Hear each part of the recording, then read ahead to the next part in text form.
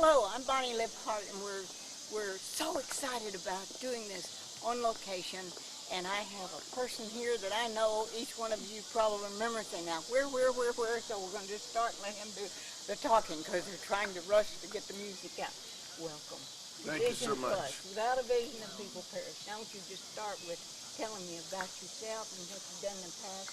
The newspaper can tell it, we're going to tell it too. Sure thing. Well, I've been a writer and a performer and been in the industry. There's a motion picture and television industry for well over 40 years, but my start in the industry is rather humble. Hard to do when you're 39. Oh, 39? Me and Jack Benny, right? At any rate, I'm born in New Jersey, and my mom had her roots in Birmingham, Alabama, which we're not too far from being here in Athens. And I had encouragement from my mother as a child growing up. She told me, as long as you have faith in God, you can do anything you want to do. So I set my goals initially to play professional football. And after being cut from 13 football teams, including the Kansas City Chiefs twice, I realized that God had something else He wanted me to do. So the bottom line is, as I made my entree into the entertainment industry, I started as a television writer. And that was good training for me because it allowed me to see how shows are written, how they're structured, and how you keep the continuity going from week to week if you're doing a series. So by the time I began to perform in television, I had probably the best basic training you could have.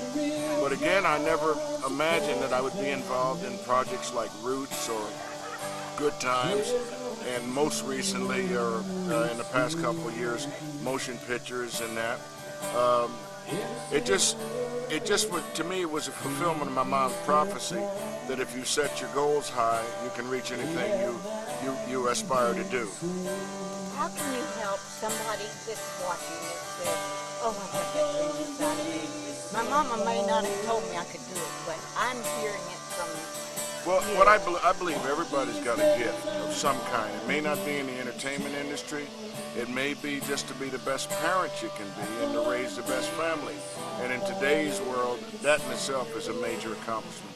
So I'd say believe in yourself, have faith in God first of all, because if you don't have a spiritual foundation, I don't care how much money you got or what kind of skills you got, I don't think you'll ever reach your full potential. So I just say, just keep pushing. That's the main thing. And keep believing in yourself. Ask, seek, and knock. You got it. You have not because you ask not. That's right. Now, how did you meet Belinda and get her to be your... My publicist and my right-hand person. Belinda and I have a very strong spiritual bond. And actually we met in church in Los Angeles.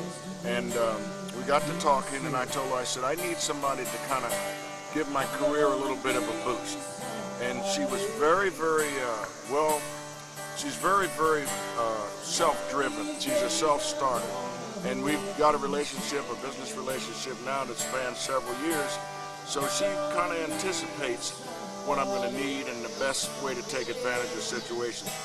She came to me and said, listen, I met a gentleman named Gene Cash, who is the cousin of the late Johnny Cash, and he'd like to talk to you about your aspirations to continue in the country music thing. I say continue because some years ago I met Charlie Pride, many years ago in Las Vegas, and Charlie was at a high point in his career then. He invited me up on stage because he'd liked my work on television shows, and we sang a song together, Ray Charles's song of I'm Busted, and which is an appropriate song to sing in Vegas, right? So to cut to the chase, I tell you, me and Gene got along so well. They introduced me to his son and his family. I went to his house for a little, real small, modest barbecue. His son Eric had written a song he wanted me to try, and that'll be one of the first records we'll release called We Were Hippies. And then from there, things just kind of snowballed, and here we are in Athens talking to a beautiful TV hostess. There you go, that's right.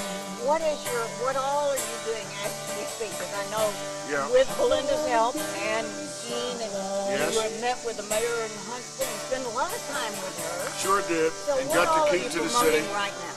Well, my original plan was to record and cover the song Louisiana and donate the proceeds to the Katrina victims. one thing led to another, and I said, well, it seems like the more successful I could be at this, the more of a contribution I could make to alleviating some of the suffering of the Katrina victims.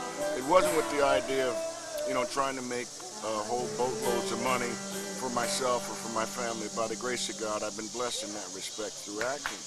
But it does provide me with an opportunity to give something back to folks who have suffered one of the worst disasters, natural disasters in this country's history. And I said, if God blesses me to the point that I can be successful at this, then I'll be able to make a substantial contribution back. Oh, when is it going to be released? Well, we hope to release a couple of the singles as early as September, and the entire album, I'll leave that up to Gene, him being my promoter and my producer. But we feel very confident that we're going to be modestly successful with it. Oh, I'm sure you will. Yeah. And what would you like to do after this project? Do you have At present, I'm working. long-range plans? Oh, yes, ma'am. At present, short-range plans? I'll be starting back to work on the series that I've been fortunate enough to be cast in, Men in Trees. Right. We'll go the ABC series starring Anne Heche. We'll go back into production on that. Actually, in about 3 weeks. Whoa. We're shooting up in Vancouver, BC, and at the same time, it is a gorgeous city, isn't it? If you like the Pacific Northwest, it's beautiful country. And at the same time, I'm producing and directing a documentary called Amistad America 2007, which is going to track the Amistad, which is a vessel that was built, a replication of the original Amistad. She'll be sailing to England for the commemoration of the abolition of slavery in 2007 by the British government. And I'm pleased to say that I'm co-producing and directing that documentary. So I'm keeping kind of busy, but so far so good. Your religious life or spiritual life in Belinda and your work? Well, it's a priority that I keep a good relationship with God, because if I do that, everything else seems to fall in place, and He takes care of all the minutiae, which is what I regard anything other than a relationship with Him as being. So far, so good. Mm-hmm. Well, it's just been a delight to have you here, and if you have any last words that you'd like to encourage anybody with, I may have to talk to Belinda to make sure we've got everything straight. Sure. If we have to do some more, we'll do some more.